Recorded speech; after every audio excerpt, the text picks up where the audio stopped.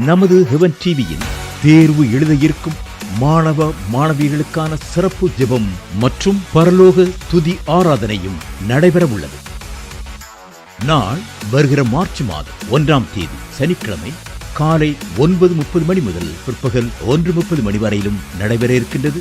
நடைபெறும் இடம் மாடரேட்டர் ஞானதாசன் தொழில்நுட்ப கல்லூரி, வடசேரி பேருந்து நிலையம் அருகில், நாகர்கோவில். உங்களுக்காக விசேஷித்த தேவ செய்தி அளித்து அனைத்து மாணவர்களுக்காகவும் சிறப்பு பிரார்த்தனையும் ஏறெடுக்க இருக்கின்றவர் ஹெவன் டிவி ஸ்தாபகர் சகோதரர் பி.